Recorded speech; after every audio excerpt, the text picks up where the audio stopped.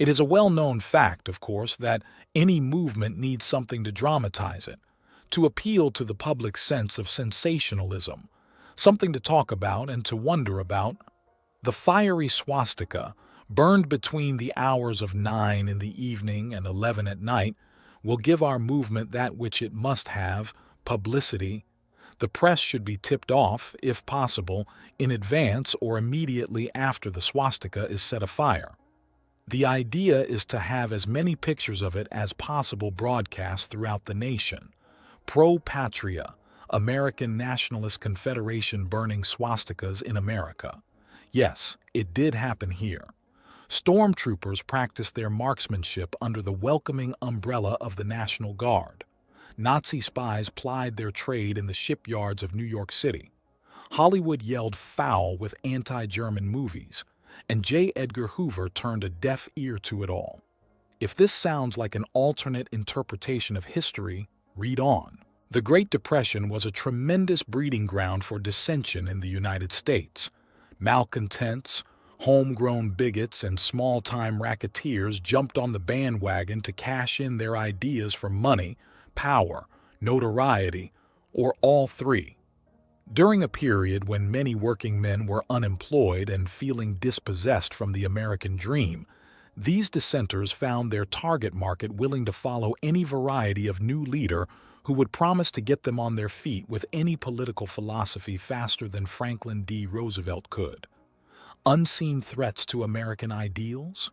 There were, of course, the classic opposition leaders: the ill-fated Huey Long of Louisiana, Dr. Francis E. Townsend with his Townsend Plan, a social security program for the elderly, and Father Charles E. Coughlin, the right-wing radio orator and publisher of social. As frightening as some of the policies of Long and Coughlin seem today, it was the hidden dissenters who were ultimately capable of performing a larger scale of sabotage on the American ideals of liberty and equality. In 1938, the Dias House Un-American Activities Committee, HUAC, accounted for at least 135 so-called un-American organizations. A large number of these took as their inspiration the Ku Klux Klan, not in name, but in spirit and organizational structure. To this was added the worst tenets of Hitler's National Socialism, anti-Semitism, because a concrete scapegoat was necessary, and the massing of trained civilian armies, because someone had to enforce the bigotry and be prepared for the coming coup. With the well-organized German-American Bund offering appropriate guidance and propaganda material, the race was soon on between competing Führers and organization. There were the Knights of the White Camellia and the Silver Legion of America, the Silver Shirts, among scores of others, but the Bund was most capable of long-term mischief. The German-American Bund began in 1924 as the Teutonia Society, a group of German-speaking Chicagoans. Out of this grew the League of the Friends of New Germany in 1933, and in 1936 the League changed its name to the German-American Volksbund, or Bund. By 1937, the Bund was divided into three departments: the East, New York; the Middle West, Chicago; and the West, Los Angeles. The leader of each department was a member of the national staff headed by Fritz Kuhn. At the time, the 50 local units of the Bund had an estimated membership of around 20,000. Exact numbers are impossible to obtain, as Kuhn personally ordered the destruction of all membership lists when it was rumored that the Bund was about to be investigated by HUAC. Such secrecy made sense. Should the United States go to war with Germany, German members could be watched, even interned, but Americans not known as Bund members could continue to move about freely. Buy Gentile, employ Gentile, vote Gentile. The Bund sponsored newspapers in New York, Philadelphia, Chicago, and Los Angeles. Appearing under the subtitle, The Free American, Der Deutsche Weckruf und Beobachter carried news of general interest to the German population, true, but it also strongly supported Hitler's National Socialist regime and all it implied. The paper ran notices of upcoming shortwave broadcasts from Germany under a column called Tune in Berlin, along with notices of Bund meetings and lectures. More importantly, the paper had intimate knowledge of what was going to happen in Berlin.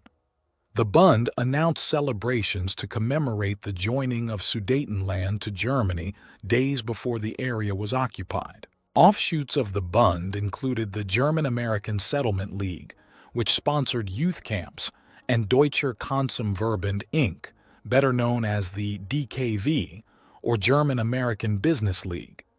The DKV supposedly existed to fight the anti-Nazi boycott, but in reality promoted an anti-Jewish boycott.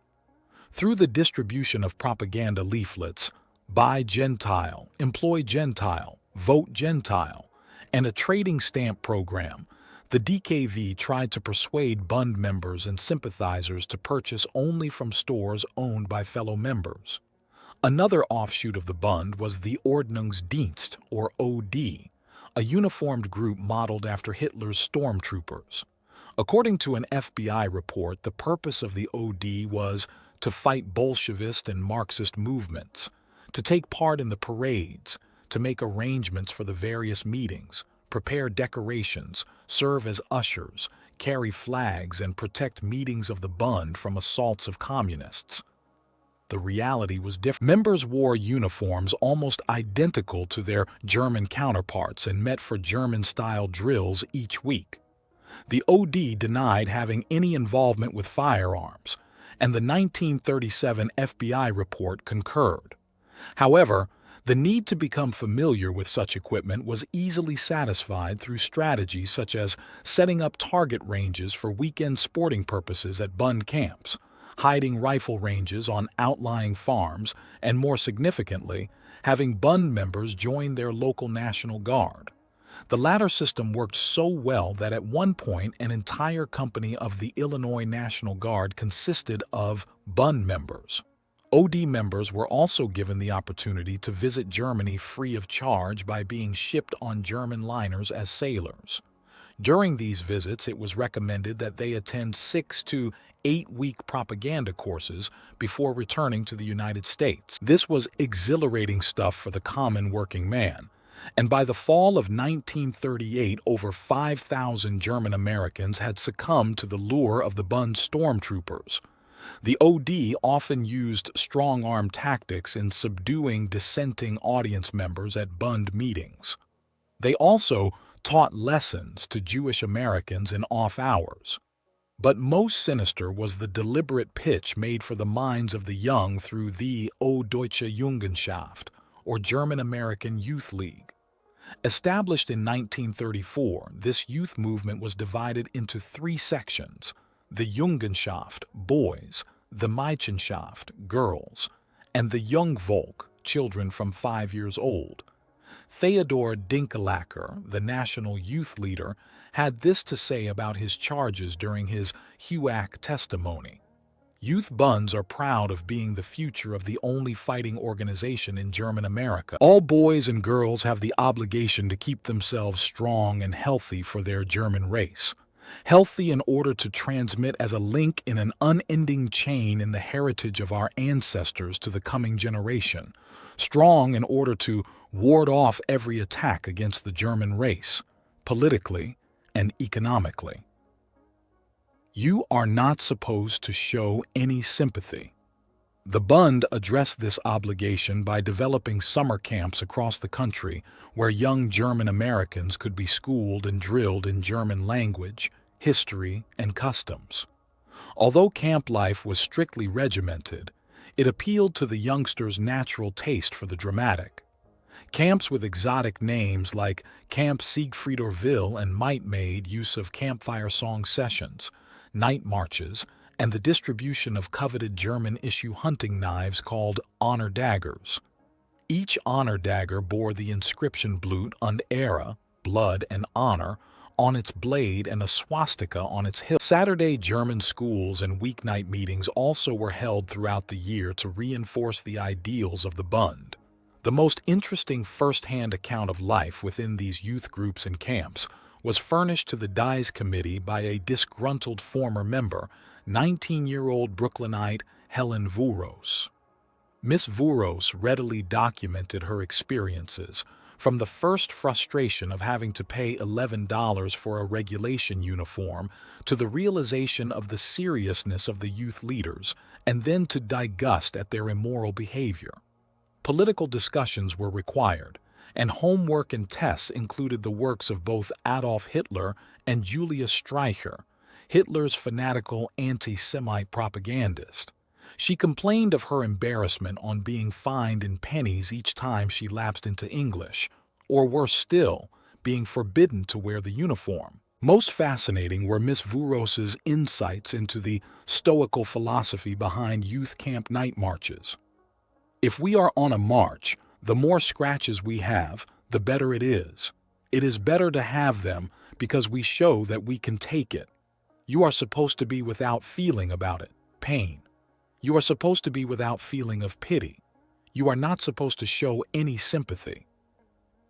The final indignity for Miss Vuros was the laissez-faire attitude adopted toward moral standards. She said of the American camp she attended, "The leaders saw the boys and girls there together, doing things that they should not be doing. That was brought up with the youth leader of the camp at that time, Mr. Vandenberg, and there was a discussion about what should be done about it. Later he called a meeting and said that the boys and girls should go somewhere where people did not see them and should hide it better, that they should follow their instincts. That appalled me to know it was going on. And there was a lecturer at the camp there who said this was pure and noble, and they should not curb their instincts, and a girl should not feel ashamed if she had an illegitimate child, because in Germany they have what they call Mutter-Kind-Heim, mother and girl homes, where a girl could go with her child and they would receive a home and shelter there. And they said they have to know that we women, we girls, when we grow up, that our duty was to have children, that we should produce. That was all we were there for, and that the German population in this country should grow." 22 camps. Within 20 miles of army bases.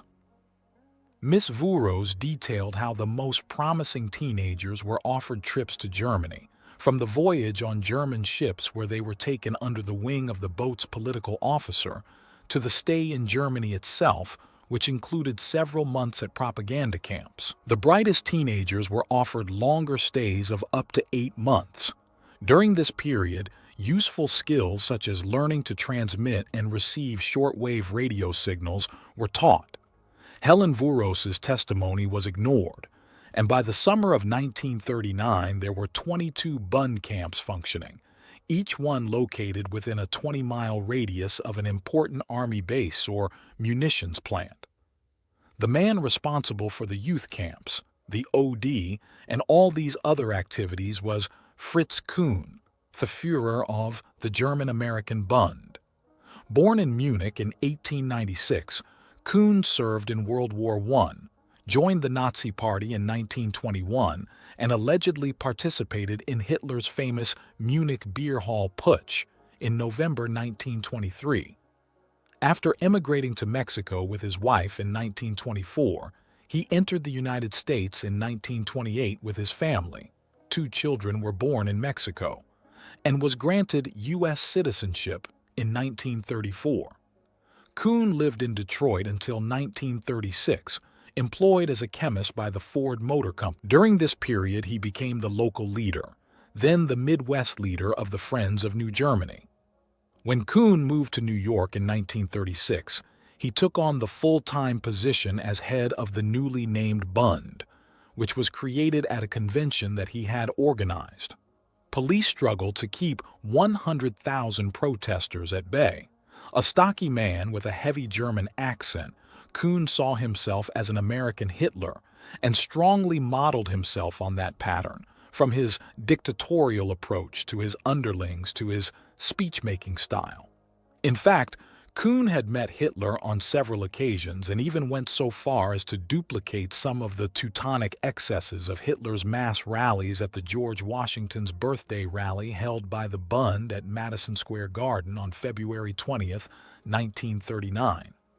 This mass demonstration of fascist strength was attended by 19,000 of the faithful. It was protected by 1,500 New York City policemen called in to keep the 100,000 protesters surrounding the garden from storming. On a personal level, Kuhn was domineering, arrogant, and a petty chiseler.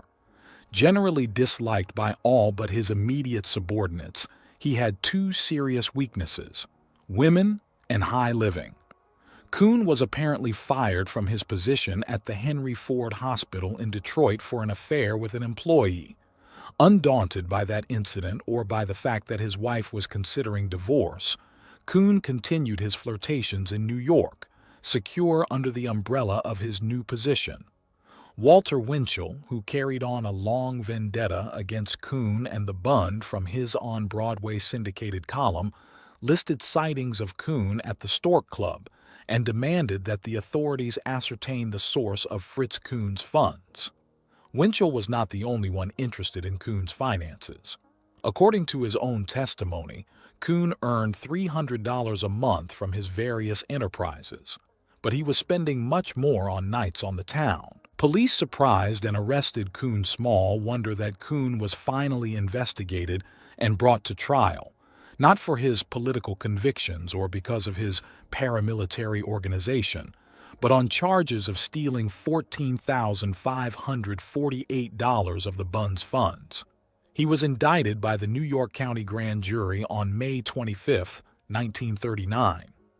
After a mad dash for freedom along a well-planned route to pick up accomplices and traveling gear, Kuhn was arrested at a small gas station in Pennsylvania Dutch country near Allentown and returned to New York. Free on $5,000 bail, Kuhn spent the next several months mounting a campaign against his accusers, testifying for the Dease Committee, getting arrested several times for drunk driving, and carrying on business as usual. When it was rumored that he planned to flee again, Kuhn was slapped back in jail and his bail raised to $50,000. Released once more after a massive Bund money-raising campaign, Kuhn went on trial on October 30th, On November 5th, he was found guilty and sentenced to 2.5 to 5 years in Sing Sing as a common forger and thief. Denied parole in June 1941 on grounds that he was a hazard to public peace and security, Kuhn was finally released, his citizenship was revoked, and he was deported to Germany. After Germany's defeat, Kuhn was convicted as a major Nazi offender and served 2 years of a 10-year sentence before being released. He died in Munich, Germany, in December 1951 at the age of 55, unnoted and unmourned. Before his fall, however, Fritz Kuhn became a background figure in the phenomenon known as the Nazi spy trial. With the exception of the McCormack hearing in 1934 and the publicized but curiously ineffective Diaz Committee hearings in 1938, the appropriate U.S. government agencies seemed reticent to investigate the Bund or any other potential Nazi spy activities. It took another syndicated columnist and an observant President Franklin D. Roosevelt to start the wheels turning in that direction. In March 1937, Haywood Brown, in his column, It Seems to Me, complained about the problems of Nazi propaganda in New York City's Yorkville, and pointed out that actual recruiting was going on in America for stormtroopers loyal to Hitler. Hoover conceded to investigate Bund's potentially subversive acts. President Roosevelt enclosed Brown's column in a confidential memo to the Secretary of War with the suggestion, "I think G2 ought to make a definite check on this statement by Haywood Brown, which I have marked in the margin of this clipping." The Secretary of War bucked the problem to the Department of Justice, which was equally reticent to attack the subject. Attorney General Homer S. Cummings threw it in the lap of J. Edgar Hoover of the Federal Bureau of Investigation, suggesting a quiet preliminary survey of the problem. Hoover replied by private memo in due time. I desire to point out that the Bureau does not have any confidential informants available from whom information in this type of investigation might be obtained, since the Bureau does not ordinarily conduct such inquiries. And it is to be noted that as soon as the fact that such an investigation is being conducted appears in the newspapers, the right of the Bureau to conduct these investigations will be challenged by some pro-Nazi organization. I frankly do not believe this investigation can be conducted without publicity arising therefrom. A quiet war of memoranda continued for some time until Hoover ultimately conceded and began an investigation of the German-American Bund and its potentially subversive activities. The FBI report, completed late in 1937 and delivered to the Attorney General's office in January 1938, was a straight, factual report that glossed over potential civil disturbances or espionage possibilities that could arise from the Bund's activities. In effect, it gave the Bund a clean bill of health. But in February 1938, FBI agents in New York City stumbled into a case they were hardly prepared for: credible evidence of a network of Nazi spies working in America. Handed to the FBI on a platter was an incredible story which began with British intelligence's uncovering of a Nazi mail relay station in Scotland, manned by the middle-aged widow of a German Mrs.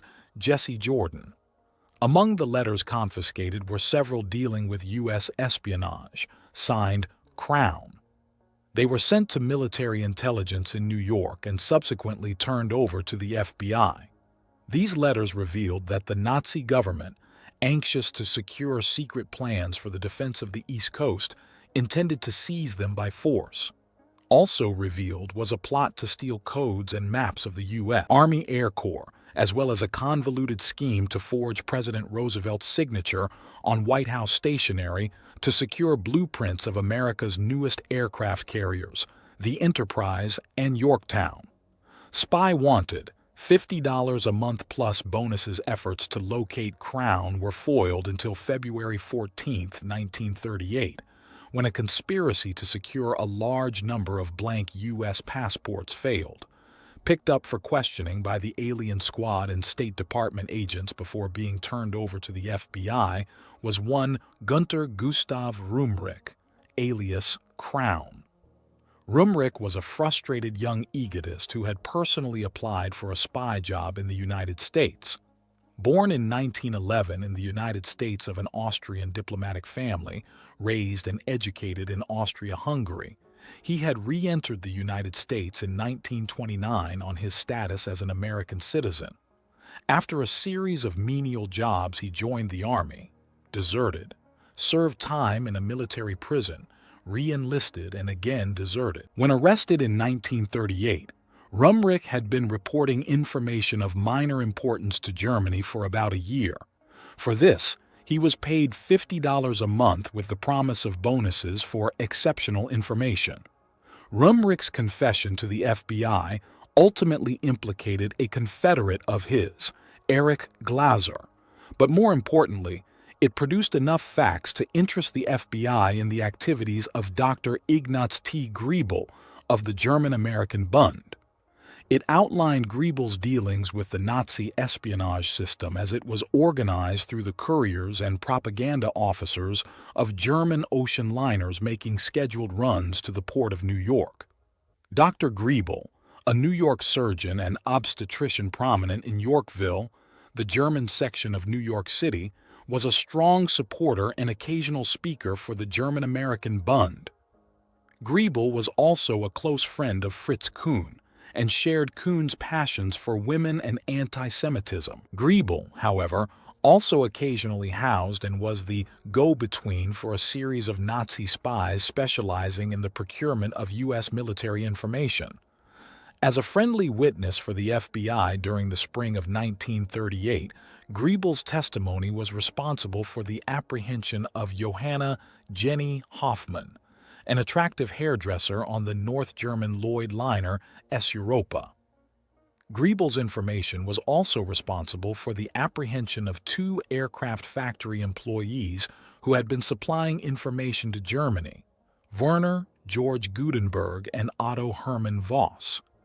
During the months of follow-up investigation, the FBI inexplicably took such a low-key interest in these events that any friendly suspects were allowed to freely come and go at will. As a result, several went. On May 10, 1938, Griebel stowed away on the SS Bremen and steamed out of New York to pursue a medical practice in Vienna. On May 25th, Gutenberg boarded another liner, the SS Hamburg, feigned illness when U.S. officials attempted to remove him from the boat in England and ultimately disappeared from sight. Confessions of a Nazi Spy. Consequently, on June 20, 1938, when the federal grand jury in New York indicted 18 persons on charges of conspiring to steal military codes and confidential information concerning the armed forces and ships and aircraft of the United States, only 4 members of the spy ring were in hand for the trial. 13 of those indicted were in Germany, either members of the Nazi espionage system or spies who had since fled the United States. Mrs. Jessie Jordan was already serving 4 years in a British jail for espionage. The 4 remaining members of the ring, Rumrich, Jenny Hoffman, Erich Glaser, and Otto Voss, were brought to trial on October 14, 1938, in the U.S. courthouse in New York. Rumrich pleaded guilty and testified against the others. After a sensational trial that made daily headlines in the press, all were found guilty. Rumrich and Glaser were sentenced to 2 years of imprisonment, Jenny Hoffman to 4, and Voss to 6. Leon G. Thoreau was the FBI agent on duty that day in February 1938 when Rumrich/Crown was first apprehended. He was placed in charge of the case, and in the course of the trial, and through the lens of the press, Thoreau himself became the chief object of the public's imagination. And why not? Thoreau's background was even more exotic than Rumrich's. Thoreau was born in Poland and spent his childhood floating with foster parents between Egypt, China, Russia, Berlin, and London. By the time he arrived in the United States to make his fortune at 17, he reputedly spoke 13 languages. Thoreau was wounded twice while serving with the Imperial Russian Army in World War I and worked as a translator and U.S. postal clerk before ending up in the FBI. Thoreau lost no time capitalizing on his instant fame. As soon as it was reasonably decent, he resigned from the FBI. As a star witness for the spy trials that followed, he sold the rights to his story first for serial publication in the New York Post, then in book form, and finally to Hollywood, where his experience in cracking the spy ring became the basis for the Warner Brothers film Confessions of a Nazi Spy. Warner's had closed down its German office in 1936 after its local representative, Joe Kaufman, a Jew, had been murdered by Nazi thugs in a Berlin backstreet. The Warner brothers, also Jewish, had been searching for a suitable property to use as a wake-up call to America. Alerted to the forthcoming Thoreau articles, Jack L. Warner purchased the motion picture rights, and everyone waited for the trial's resolution so that Warner's script department could get to work on the story. The picture that will open the eyes of 130 million Americans. Because of the topicality of Confessions, all involved were anxious to get it finished and before the public as soon as possible. Originally titled Spy Story, and then Storm Over America, a copy of the second draft written by Milton Crims and John Wexley, both noted for their radical sentiments, was sent by the producer, Robert Lord, to the Hayes office for approval just before Christmas, with a note attached. It goes without saying that this script must be kept under lock and key when you are not actually reading it, because the German-American Bund, the German consul, and all such forces are desperately trying to get a copy of it. The security was justified. Warner's received dozens of threatening phone calls during this period, as well as a barrage of unsigned hate mail. When the film was finally completed in April 1939, it was previewed for the press behind locked doors. The film at the center of all this pre-release excitement was a tight docudrama based on the style of the most popular newsreel of the period, The March of Time. Between the fictionalized exploits of Rumrick and Griebel are spoken commentaries, maps, and newsreel montages. The cast, all low-key selections with the exception of Edward G. Robinson, who played Edward Renard, the Turu role, was committed to the message of the film. A number of them, including Francis Lederer, a Czech, were émigrés from Central Europe. Robinson and several other cast members belonged to the Hollywood Anti-Nazi League. Shortly before its release, Confessions was touted to exhibitors as ready for every showman who calls himself an American. It was Warner's American duty to make it. It is your American privilege to show it. Later, the film was advertised to the public as a picture made behind locked doors because it is the most daringly fearless and breathlessly awaited picture ever to come out of Hollywood. The newspaper display ads proclaimed, "The picture that will open the eyes of 130 million Americans." Warner's promotion department suggested that exhibitors distribute novelty Nazi tickets, only $4 per thousand, printed on one side with a caricature of Hitler with the heading, "Nazi Ticket, for all who criticize American liberty, a rough trip from civilization back to the Dark Ages," while the flip side bore a picture of the American flag, subtitled "The Old Glory Road." Germans were outraged by what they saw. The film was a commercial success in most parts of the United States, grossing $45,000 in its first week at New York's Strand Theater, a house record. It was well received abroad, too, in those locations where it was allowed to be. The Germans were outraged by the picture, particularly the scene showing a spitting image of Nazi propaganda minister Joseph Goebbels giving instructions for propaganda dissemination to major American cities. Official complaints were sent to Secretary of State Cordell Hull. Naturally, Confessions of a Nazi Spy was banned in Germany and its satellite countries. It was later learned that several Polish exhibitors who had the nerve to acquire and show the film were hanged in their theaters. The film was also banned in most of Latin America, with the exception of Mexico, Panama, and Cuba, where it did record business. Warner Brothers was satisfied enough with the returns that the company reissued several films of a similar anti-fascist nature, including Boycott and The Bishop Who Walked with God. However, the power of isolationism in the United States was still strong, and within a few months, Jack Warner announced that there would be no more propaganda pictures from Warner Brothers. Instead, the studio would increase its production of light comedies. The reviews for Confessions were mixed, but interesting. The New York Times focused on the extreme portraits of some characters. Membership in the National Socialist Party cannot be restricted entirely to the rat-faced, the brute-browed, the sinister. We don't believe Nazi propaganda ministers let their mouths twitch evilly whenever they mention our Constitution or Bill of Rights. Variety explained what was missing. This one is a wartime propaganda picture in flavor and essence. The missing motivation, anti-Semitism, is the one thing not named and ticketed.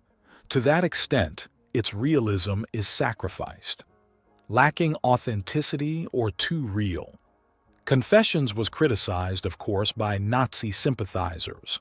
In its May 18, 1939, issue, the Bund's New York Deutscher Weckruf und Beobachter decried this nightmarish concoction, the choicest collection of flub-dub that a diseased mind could possibly pick out of the public ashcan. It then listed credits for the film, branding one person after another as either a Jew or connected to the Communist Party. The main plot of Confessions of a Nazi Spy was based closely on the revelations of the New York Nazi spy trial of 1938, and its cast clearly parallels the real participants.